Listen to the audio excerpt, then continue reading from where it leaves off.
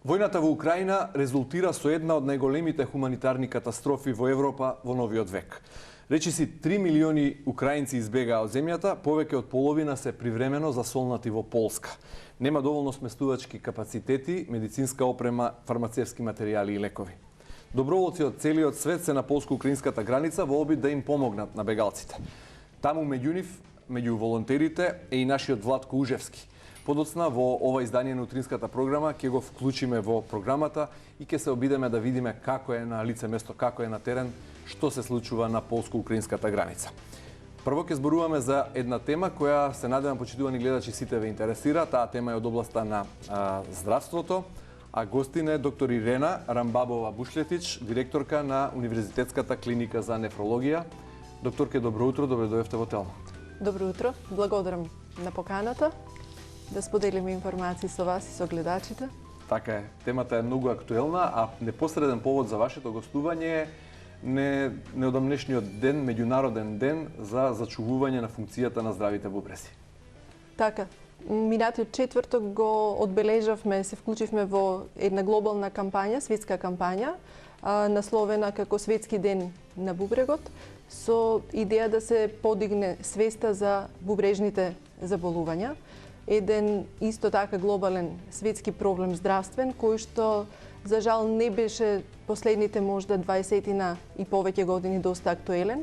Меѓутоа, сваќајќи сериозноста на бубрежните заболувања, се актуализира прашањето да се прошири информацијата околу превенцијата, секако освен нас, медицинските работници и новинарите, новинарските куќи се многу битни околу споделување на информациите. Така, да влијаеме превентивно колку што се може.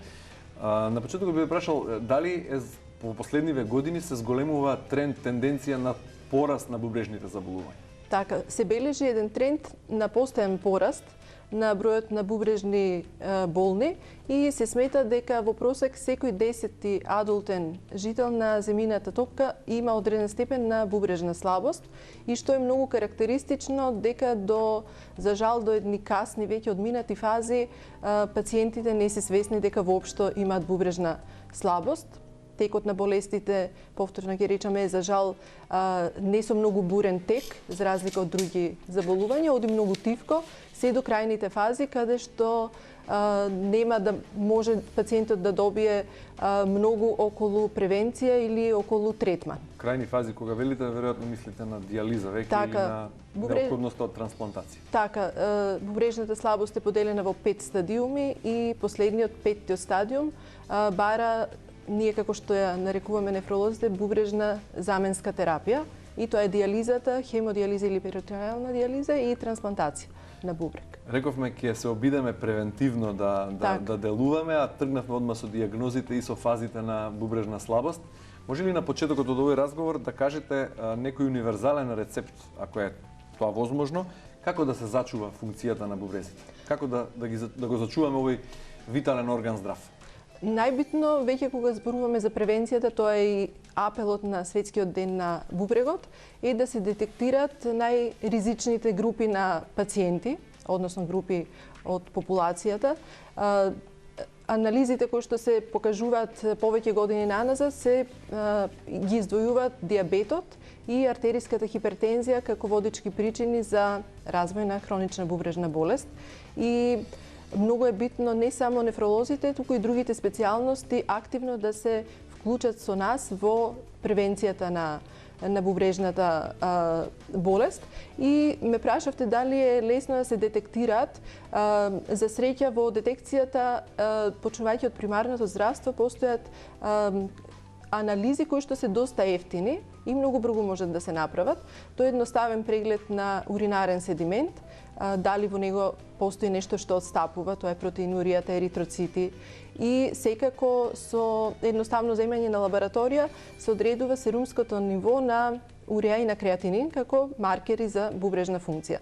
На овој начин, уште пред да настане бубрежно оштетување, може да се детектираат тие потенцијални пациенти кои што би имале бубрежни заболувања. Целта е да се насочиме кон тие групи на пациенти, за да можеме превентивно да делуваме. Секако после диабетот и хипертензијата, тука се и Да, кои се други предиспозиции? Да, тие се типични нефролошки болести, гломерулонефритите, тубуларни заболувања, цистични болести на бубрегот, многу непознати причини, секако некои наследни заболувања. Бројна е низата, меѓутоа овие две заболувања го водат приматот. Така, кои се почетни нарушувања на нормалната функција на бубрезите и во која возраст се јавуваат? Возраста не е ограничена. За жал има заболувања кои што се наследни или се генетски детерминирани, кои што се детектираат уште во детска возраст, меѓутоа сепак се помал процент, а додека пак кај возрастните, кај адултната популација може да биде во било која возраст, секако понатаму со тек на физиолошкото опаѓање на функцијата на бубрезите и оди физиолошки намалување на функцијата, ме прашавте околу начинот на што е тоа што прво отстапува. Отстапува присуство на микроалбуминурија или протеинурија во мокрачата и веќе следна фаза е пораст на серумскиот креатинин, кој што е веќе маркер. Во првите, ги споменавме првите 5 фази, меѓутоа првите 2 фази може да ги следи и матичниот доктор, меѓутоа веќе кога одат фазите надолу, се смета дека треба да бидат упатени кај интернист или нефролог веќе. Бидејќи рековте дека секој 10-ти возрасен човек има бубрежна слабост. Да, а потоа рековте дека најпогодени се луѓето кои имаат или висок крвен притисок или диабет. Или диабет, да. Дали условно кажано здравите возрастни луѓе треба да прават често и како да ги контролираат, како да ја контролираат и како да ги заштитат своите бубрези? Прво, најризичните групи, диабетот и хипертензијата, неопходно е да ги регулираат основните болести.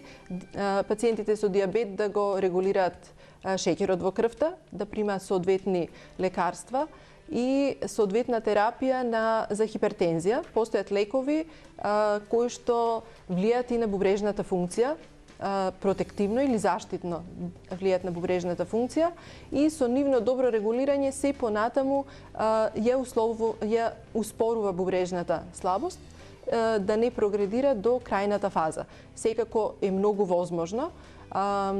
Чести контроли, ме прашавте и за возрастните пациенти, секако со оглед дека највозрастната популација секако живее со по неколку коморбидитети, неопходно е, сепак јас би го ја потенцирала улогата на матичните доктори, кој што е клучна практично во издвојување на најризичните пациенти. Тука секако влегуваат и пациенти со пулмолошки заболувања, со карциноми, малигноми, соодветна терапија која што делува и нефротоксично или токсично за бубрезите, а сега и не за подценување и фактот што ковид пандемијата направи еден пораст на пациенти кои што имаат понатаму после ковид имаат одреден степен на бубрежна слабост, секако се тие најтешките форми на ковид кои што прележуваат и тие пациенти кои што се сместени во единиците на интензивни неге и бележиме и за жал и после исписот од болниците и понатаму намалување или пат на бубрежната функција. Кога зборуваме повторно за превенција, дилемите кај граѓаните се колку вода треба да се пие доволно во текот на денот за да не се оптоварат премногу бубрезите, но да се зачуваат во витална функција, колку треба да се внимава на исхраната, дали треба да се јаде солена храна, колку треба да се дозира сето тоа, за да сите витални органи, меѓу кои сега насочено да зборуваме што е најважно за бубрезите. Околу пациентите кои што веќе имаат бубрежна слабост, препорачуваме во одредени фази намалување на протеинската исхрана, меѓутоа не комплетно исклучување, затоа што и тоа има своји последици. Секако здравите навики околу особено одржување на телесната тежина, и како обезноста влијае на функцијата на бубрезите за дополнително оптоварување. Внесот на сол многу пати е дискутиран и со кардиолози и диабетолози кои што се занимаваат. Еден умерен, неопходен, морам да кажам, внес за сол, затоа што сол има и други функции во организмот и да не остануваме како што сите што работиме и сме во текот на денот активни, да заборавиме да пиеме вода. Да заборавиме да пиеме вода, да внесуваме и тоа е индивидуално, зависно од физичката карактеристика на пациентите, едно оптимално хидрирање и еден цел баланс во исхраната и внес на течности. Секако се она што е непотребно и од лекарства, прекомерна употреба на лекови кои што се за болки во комбинација со други лекови, секако треба колку што може, колку што дозволува болеста да не се земат на своја рака, да бидат и тие оптимизирани во земањето. Која може да биде симптологијата дека нешто не функционира како што треба во бубрезите? Ке чуеме често повозрастните, особено велат ме боли половината, дали можеби се бубрезите? Болат ли бубрезите ако се Бубрезите знаат да болат и тоа се неколку состојби кои што се карактеризираат со најака болка после породилната, која што е физиолошка. За камен во бубрек. Да, се станува збор за камен во бубрек, кој што се третираат исто во болнички услови, затоа што таа е навистина неснослива болка. Формирањето на камчиња е исто една од причините кои што ако трае долго време се влијае на функцијата на бубрезите, меѓутоа хроничната бубрежна болест не боли. Дава симптоми повторно во поодминатите фази, може да се појават отоци, може да се појави една карактеристична надворешни отоци на нозе или генерализирани отоци, може да се појави промена на бојата на ликот заради појава на анемијата, еден хроничен замор и доколку ги направиме тие гадење, повраќање, еден специфичен мирис кој што го имаат пациентите, специфичен здив од устата. Дали може промената на бојата на урината да укажува на некаков симптом во однос на бубрежно заболување? Пенеста урина или промена на бојата, многу прозирна, практично која што изгледа како вода, може да укажува доколку пациентот знае тоа да го препознае или да го увиди. Кој е сигналот кога треба да се побара лекарска помош, односно да се алармира нешто? Бидејќи ако човекот испие многу течност, урината ќе стане побезбојна, дали веднаш треба да се трча на лекар? Јас пак ќе кажам, превентивните прегледи, да ги матичните лекари и добро е сега еден поголем дел од вработените имаат стандардни систематски прегледи.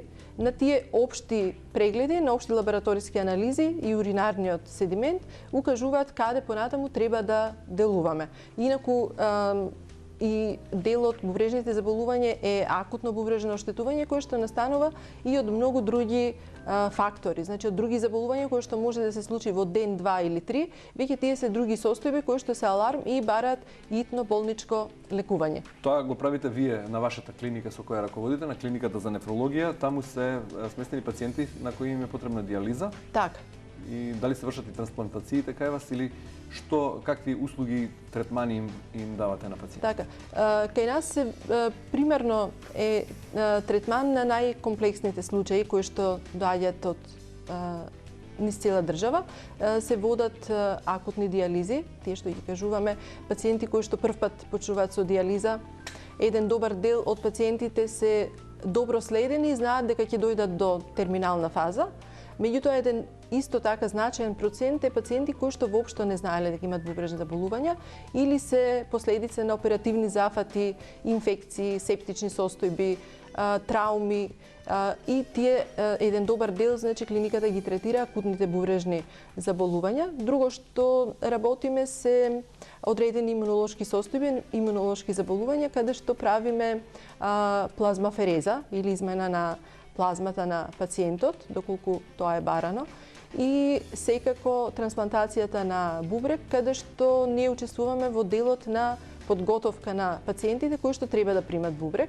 Тоа се пациенти кои што веќе се дефинирани дека нивната бубрежна функција или оштетувањето е неповратна фаза и пациентите најчесто се со дијализен третман или перитонеална дијализа и еден многу мал процент кои што без да имаат почнато дијализа, се трансплантираат. Таа е преемптивна трансплантација и тоа е најоптималниот третман. Обично се млади пациенти кои што имаат веднаш донори, најчесто се тоа од семејството и можам да кажам дека трансплантациите ги вршиме или од жив сроден дарител, кој што е од фамилијата, мајка, татко, блиски роднини, или жив несроден. Тука се, морам да кажам, дека сопружниците кои што даруваат бубрези, и веќе последните 2 години е силно актуализирана кадаверичната трансплантација од починат дарител. Се спрема заедно со другите клиники листата на чекање, националната листа на чекање, и според совпадливоста крвногрупна ткивна се вршат трансплантации. Докторке, колку е прогнозираниот животен век на пациентите кои веќе се на дијализа? Можам да кажам дека иако нели со некој нарушен квалитет на живот, имаме пациенти кои што преживуваат и до 40 години. За жал тие пациенти доаѓаат во центрите за дијализа, па и на клиника за нефрологија имаме еден мал дел за хронична дијализа со околу 30 на пациенти. Тие доаѓаат секој втор ден на дијализа која што трае од 4 до 5 часа. Иако се смета дека најоптимален третман за крајната фаза на бубрежно оштетување е трансплантацијата, сепак и дијализата како модалитет, начин на лекување нуди едно солидно преживување, и тука бубрезите се во една предност, да речеме, во однос на другите органи каде што е потешка таа заменска терапија, да живеат со добро контролиран медицински тек, со добро следење, со дисциплинираност, исхрана, лекарства, да преживуваат и до толку многу години. Да, директорке, каква е опремата на Универзитетската клиника за нефрологија? Дали имате доволно кадар? И на крајот, дали има доволно лекови за третман на бубрежно болните во Македонија? Така, клиниката последните неколку години имаме, можеме да се пофалиме со нов кадар, со млади колеги кои што имаат интерес да ја работат нефрологијата. Апаратите за дијализа, апаратите за плазмафереза, за континуирани дијализи, тоа е апаратурата која што најчесто ја користиме, секако ехо апаратите. И еден сегмент, да не заборавам да го спомнам, е пристапи за хемодијализа на пациентите кои што веќе одат. Тоа е делот, веќе влегува во делот на мала хирургија, и во тој, како што ние го нарекуваме салски дел, се работат едни сложени, сепак васкуларни интервенции. Иако сме ние нефролози, една група на наши колеги многу сериозно веќе исто 30 на години ги работат тие васкуларни пристапи. Што е со лекови? Дали со лековите, да. Лековите во однос на се она што треба за дијализните пациенти, од еритропоетинска терапија, врзувачи на калциум, на фосфор, понатаму третман на веќе на пациенти кои што влегуваат во нефролошката група на пациенти и се пациенти со ретки болести.